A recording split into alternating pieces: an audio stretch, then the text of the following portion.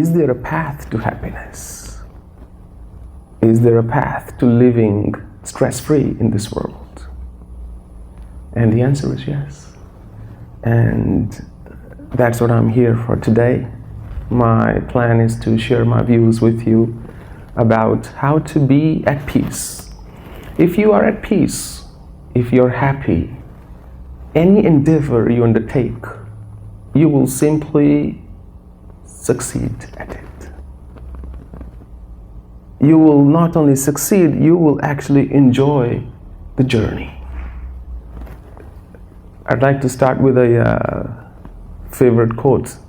This happened in Sydney many years ago. I was dining at a restaurant in the countryside, and on the wall there was a long quote. It said, "For years I thought real life was about to begin." He said, "For years I thought something big, something grand is going to happen in my life and I will suddenly feel happier. I thought what I was living was not my real life, that I was meant to do something else. And one day I'll be free of all my shackles, I'll be free of all my engagements, and then I will embark upon this journey of discovering myself, of being happy, of always being fulfilled. But there was always some unfinished business. There was a bill to be paid, there was a call to be made, there was an email to be replied to. So no matter how much I ticked off, there was always some stuff still left. And then one day, it dawned on me that this was real life. What I was living was my life. And this is one of the greatest realization you can have, and also one of the greatest mistakes you can make, is to think that somehow something drastic needs to change in my life for me to feel happy. Happiness is a habit. Often people think something big's supposed to happen before I can start feeling fulfilled. But the truth is, if you can't find fulfillment in your current life, it's very unlikely you will find it later on in any other lifestyle. And that leads me to talk to you about 4 principles of happiness, the way I see the world. And I'm not saying they are the only principles, but that's what's worked for me always.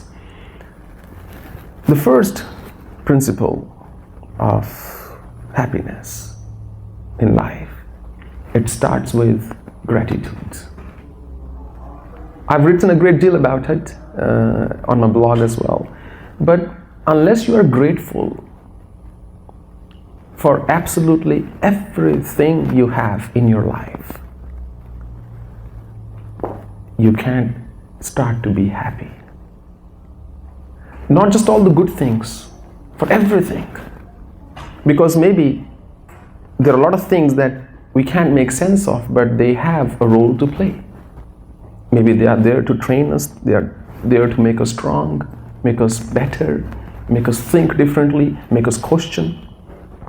So everything, every incident, every experience, every event is there for a reason. And mostly, we have invited it. A man died and went to heaven. So there he was taken for a tour. Although in real life I don't think that happens, but for the sake of the story. So he was taken for a tour, and he was taken to this big hall, massive hall, and a lot of angels working in that hall, a lot of people busy doing stuff, and the files and files and files and files. And the man said, "What's this hall? So much work in heaven? I thought heaven was all fun." And they said, "Well, this is our incoming section. This is where we receive the mail. Anytime anybody expresses a desire, we get a letter here. And these are not files, we actually file those letters based on it in each individual, and we're always running out of space because people are always wanting more stuff." And the man said, "Well, that makes sense. Everybody's busy, they're always understaffed." He goes further and is taken to the next room. And the next room is 1/10 the size of the first one. And they say, well, what's this room? Less number of people working, less workload. So, well, this is the outgoing section. When we fulfill any desire, the letter goes out from here. And clearly, we don't fulfill all the desires of everybody, because existence, this creation, will cease to exist. In one area, in one town, one is praying for rain, the other one's praying for sunshine. So we can't fulfill everybody's desire. In one family, one person is wanting something entirely different, and the other person wants something totally different. So we are selective about the desires we fulfill. And that's why there are less number of people working in this division. And he's taken to the third room. The third room, only one person was working there and practically doing nothing. And he said, well, what's the third room? How come there's actually no workload here? I said, well, the first one was the incoming section. The second one was the outgoing section. This is the acknowledgement section. When people's desires are fulfilled, some of them care to write back, saying thank you. Only some of them. Often what happens, we have a desire, it's fulfilled, and immediately, before we have time to take a breath or thank anybody, we have a new one. And this endless cycle keeps most people busy their whole lives. And because they are constantly wanting something else, they fail to appreciate what is already there. And as a result, that sense of deep non-fulfillment, that something is lacking, never leaves them. When you were 15, you had different priorities, different goals, different things you wanted from life. At 25, different. At 35, different. At 45, yet again different. So change will keep on coming, but in all this change, if you were to sit down and write down what all I actually have been blessed with, what I already have, I believe everybody has plenty. Enough to be grateful. And unless you're grateful, you won't feel light. Walking away with the burden of desires, of expectations, you will feel heavier and heavier by the day.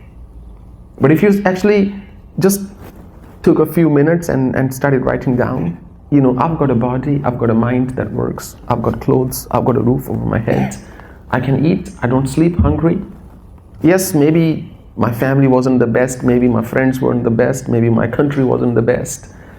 But it's a matter of perception. Life is how we take it more than what we make of it.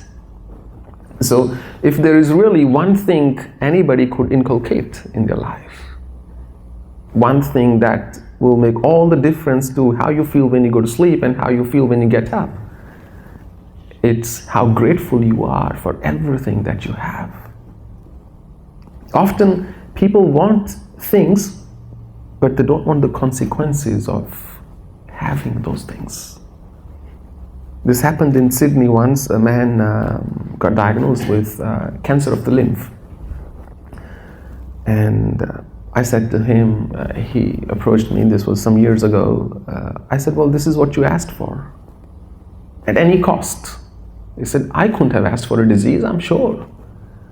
I said, well, if you buy a car, right? Let's say you ask the universe, I need a car. You get a car. Don't you have to pay for the insurance? Don't you have to pay for the service, for the fuel? You have to pay for the upkeeping. So anytime you're granted a desire by nature, by God, or by universe, it comes with strings attached. And often that's what ties people down, because now they have to keep up not only the desire, but also the auxiliary work, the accessories that come with it. And that's where the bulk of the work is. And gratitude is simply every morning and every night, it's a 2-minute exercise. saying that, thank you. If you were to say, I don't need anything more, I'm just happy the way I am, and I'm progressing towards my own elevation and for those around me. But what if you actually started saying to the universe, to God, to nature, to whatever name you want to give, that I don't want anything else. I'm not looking for love. I'm not looking for attention. I'm not looking for money. I'm not looking for anything. Let me just be in the present moment. When you go into the mountains, whatever you say echoes back to you. If you say, I'm sad, mountains will say back to you, I'm sad, I'm sad, I'm sad, I'm sad, I'm sad. If you say, I am really upset, it'll say, I'm upset, I'm upset, I'm upset, I'm upset. If you say, I want money, it'll say, I want money, I want money, I want money, I want money, I want money. If you say, I'm very happy, the whole universe will laugh with you. It'll say, I'm very happy, I'm very happy, I'm very happy, I'm very happy. If you say, I don't want anything, now that's the ultimate state to be in, because now nature will start to say to you, I don't want anything from you either now. That battle with nature, that battle with universe, you can't win this battle no matter what you try. The scale is just too immense out there. So the key is to work with it. And when you're grateful, you open up. And you open up and you sprout. And you blossom and you bloom. And then you spread fragrance.